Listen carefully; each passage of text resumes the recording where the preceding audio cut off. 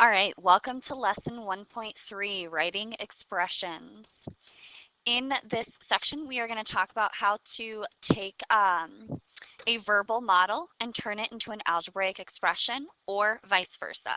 Okay, before we start with that though, we're going to go over a few words that go along with either addition, subtraction. We're also going to go over multiplication and division. So these are words that will tip you off whether or not your operation should be addition. So for example, plus, the sum, added, more than, increased by, how many, like that. And so for example, the sum of a number and 3 could be n plus 3. You could also say a number increased by 3 is also n plus 3. Okay, same thing with subtraction.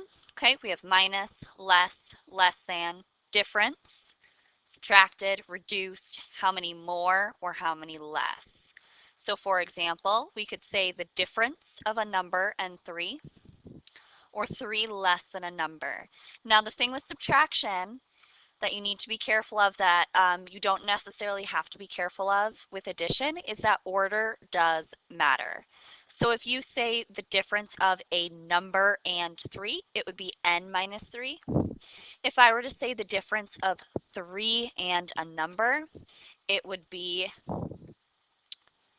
3 minus n. Okay, now I'm just using n for number, but you can use any variable you want. You can use x, y, z, try and stay away from O, those types of things. Okay? All right. Same sort of thing with multiplication. Times, multiply, product of, double, triple, percent of.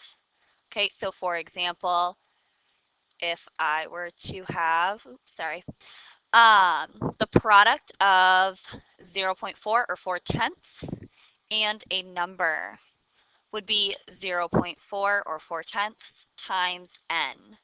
You could also say 40% of a number. That magical word of, you see that a lot with multiplication problems, okay? That would tip you off that you need to multiply, okay? Division, divide, divided by, divide into, quotient, or some sort of like some sort of ratio, fraction, that type of thing. So an example of this would be the quotient of a number and 3, or 1/3 of a number. So quotient of a number and 3. So we can write it two different ways. We can write it as n divided by 3. We can also write it as n over 3. You're going to see the fraction way a lot more now than you are going to see this way. So I would start getting used to seeing the division problems in this fashion. Okay? If you ever need a reminder of what these words are, they are posted in the back of my classroom. So please go look for them. Okay? All right, so let's do some examples with this. So I have a situation here and I am going to need to write an algebraic expression to represent this situation. So I have Alex purchased a 6-hour calling card. He used T minutes of access time.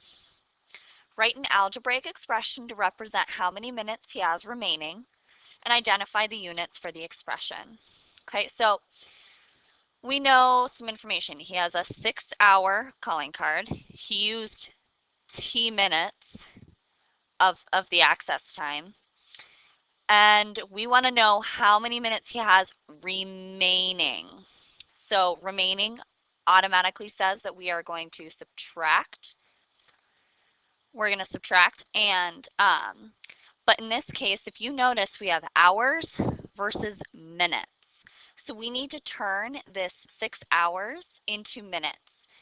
And I know that there are 60 minutes in an hour, so I'm going to do 60 times 6. So I'm going to get 360. And I know that I am trying to find the remaining number of minutes that are left. And so that's going to tip me off and I'm going to subtract, like I said before. So I'm going to do minus t. So 360 minus t, and the units of my expression would be minutes. Okay? All right, next situation. It costs $20 per hour to bowl and $3 for shoe rental. Write a verbal model in an algebraic expression, so just write the algebraic expression, to represent the cost for n hours and identify the units for the expression. Okay, so I know that I can automatically I'm going to have to pay $3 no matter how long I bowl, because that's how much it costs to rent shoes. Okay, but $20 per hour. So I could be playing for 6 hours. I don't know why you would bowl for 6 hours, but you could. So you could do $20 times 6 to figure out how much it's going to cost. So in this case, we would just do, we don't have a number of time, we just have n hours. So I'm going to do 20 times n plus 3.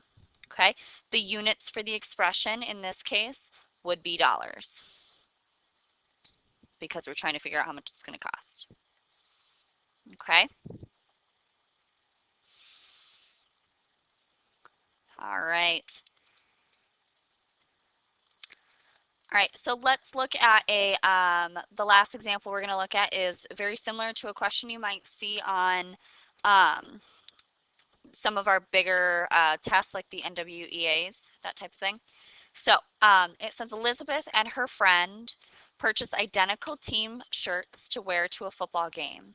There is a 7% sales tax.